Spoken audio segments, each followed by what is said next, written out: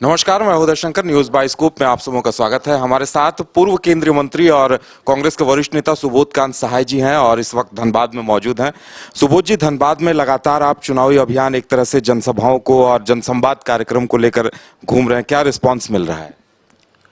नहीं, वो सिर्फ धनबाद में ही नहीं है, 6 रूट पर हम लोग चल रहे हैं और पूरे झारखंड को 4, 5, 6, 7 में हम लोग कवर कर रहे हैं। आज केशव महतो कमलेश जी हैं, कोल्हान में है, जो अपने जो राजेश ठाकुर जी हैं वो हजारीबाग के रूट पे हैं, रामेश्वर उरांव जी जो है वो पलामू रूट पे है, सुखदेव भगत जो है संथाल परगना में है। तो इस तरीके से 6 भाग में प्रदीप बालमूचो जो है वो छोटा नागपुर रांची साइड में है।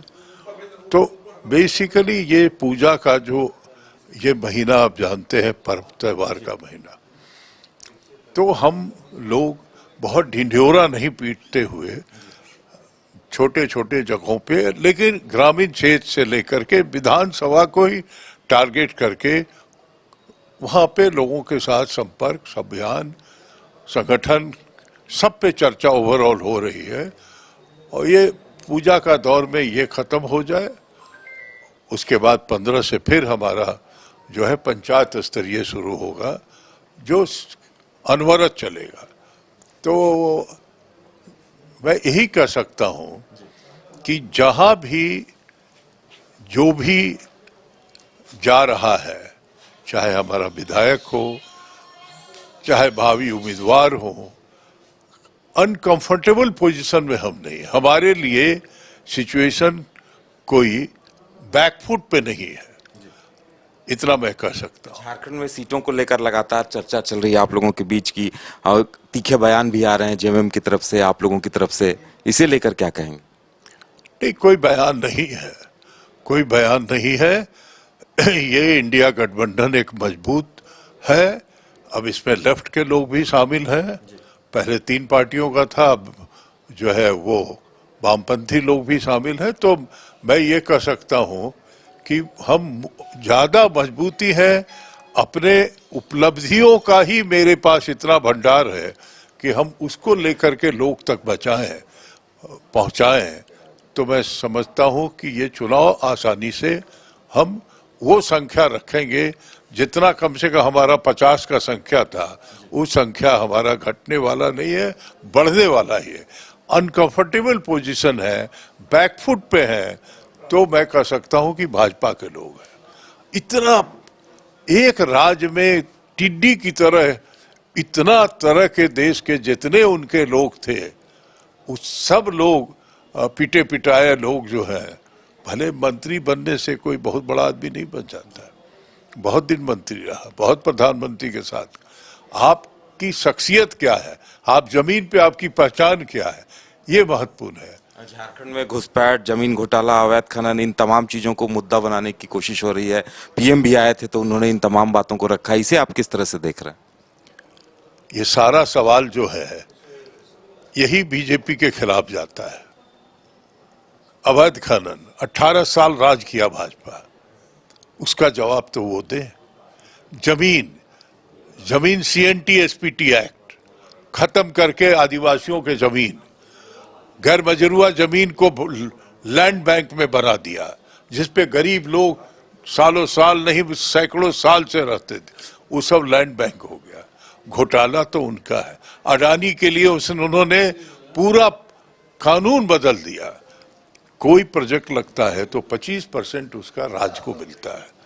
100% अडानी को पावर दे दिया, पानी हमारा, जमीन हमारा, विस्थापन हमारा, और अडानी 100% बांग्लादेश को बिजली बेच करके कमा रहे हैं। तो ये उनके श्रेय जाता है। तो इसलिए उनके पास अब उधर पाकिस्तान, अफगानिस्तान करते थे, अब नया उनका तीसरा टर्म में मोदी जी का बांग्लादेश शुरू हुआ है। ये विफलता तो उनकी है ना।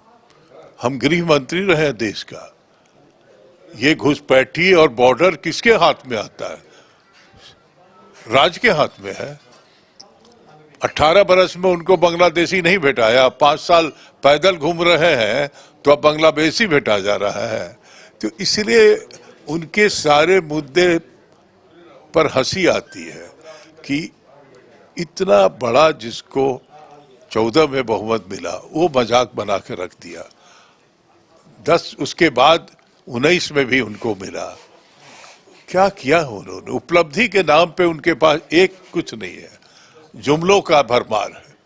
एक कांग्रेस के नेताओं कार्यकर्ताओं से हम मिलते हैं तो उनकी एक शिकायत रहती है कि आप लोग टिकटों की घोषणा बहुत लेट से करते हैं और बीजेपी की रणनीति रहती है कि पहले कर देते हैं। तो इस बार आप लोग घूम रहे हैं, क्या तैयारी है, क्या लगता है ये काम पहले हो जाएगा?